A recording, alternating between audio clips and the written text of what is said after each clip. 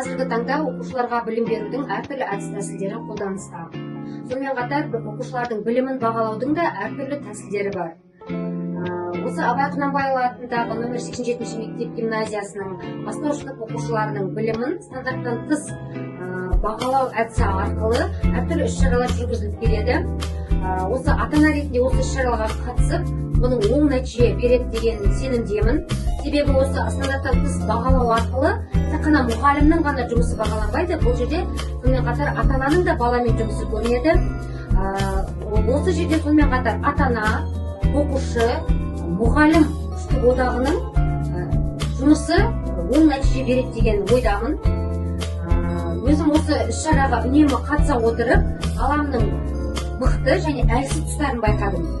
Соның нәтижесінде баланың әлсіз тұстарымен жұмыс істей отырып, балам қазіргі таңда өзінің әлсіз тұстарын жеңіп, жетістіктерге жеткеніне көзім жетті. Сондықтан да мен бұл стандарттан тыс бағалаудың дұрыс екендігіне сенемін.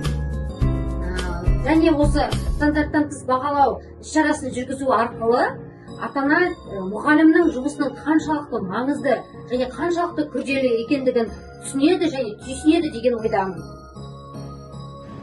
Қайырлы күн баршаңызға. Мен номері 87 мектеп гимназия Абай Құнанбай атындағы 1-ші сынып оқушысы Қаблан Раянаның анасы боламын. Кешегі өткізілген іс-шара бойынша өзімдің ойымды айтып кеткім келіп тұр. Мен біріншіден қызымның мектепте жалпы сабақта отырған үлгерімін көре алдым. Сонымен қатар мектептің білім деңгейін сынып жетекшілерінің жұмыстарымен таныса отырып, осы мектеп басшылығына айтатын үлкен алғысым бар. Осындай іс-шаралар жиі болып тұрса екен. Барлықтарыңызға рахмет. Баршаңызға кеш жарық номер 87 Абай атындағы мектеп гимназиясының 1-ші сынып оқушысы Жұматай Тәсним қызының анасы Қалымбет Балжан Құсанқызы боламын. Осы апта аралығында мектебімізде ана мен бала атты конференция өтіп жатты. Дүйсенбі күні барып мен қатысқан болатынмын.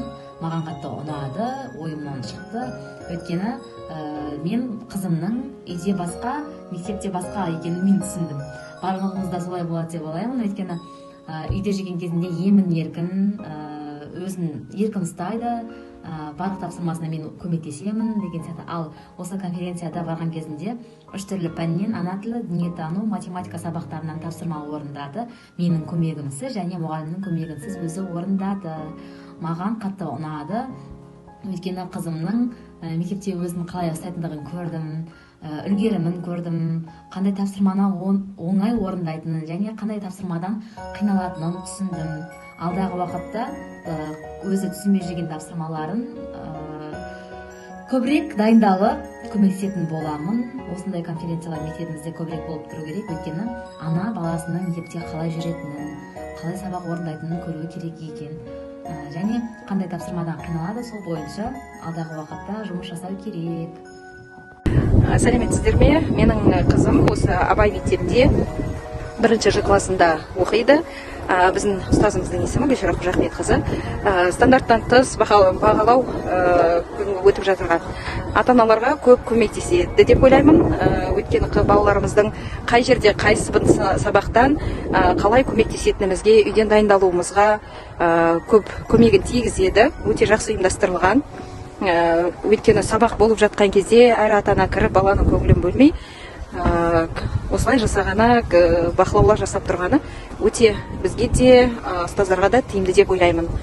Балалар өздерінің қателерін түсініп, келесі жолы ондай қателер жібермеуге ат салысады. Және бізде үйден сол жіберілген қателеріне қарай сол бағыттарда бізде жұмыс жасаймыз. Мектеп ұжымына көптен көп рахмет. Қайырлы күн, сәлеметсіздер ме? Мен номер 87-ші Абай Құнанбай атындағы мектептің 1-ші сыныбының оқушысы Кенжеғазы Нұрислам Нұрсұлтанованың ата-анасы Нұриманова Әлқызы боламын. Менің жалпы осы мектеп аясында өтіп жатқан ана мен бала атты конференцияға жалпы өзімнің ойым, бұл конференция өте бізге пайдалы болды деп айта аламын. Себебі біз ата-аналар балалармен қазіргі таңда барлық ата-ана деп айта алмаймын, но енді бар ішінде ата-ана баламен жұмыс жасамайтын. Яғни біз бұл конференция барысында балаларымыздың сабаққа үлгерімінің және осы 1.90-да қаншалықты олар өздеріне білім ала алды және соны көрсете алды ма көре алдық. Яғни біз ана тілінен және математика дүниетанудан бала өзі жеке тапсырма орындады, ешқандай мұғалімнің және ата ананың көмегінсіз. Жалпы маған бұл жерде ұнағаны, бұл жерде біз баламыздың толықтай үлгерімін көре алдық. Себебі біз үйде сабақ қарағанда біз көмектесеміз, мектепте мұғалім поддержка береді, сонымен бала өзімен өзі отырып сабақ қарамаған. Ал бұл жерде бала жеке өзі орындауға тырысты.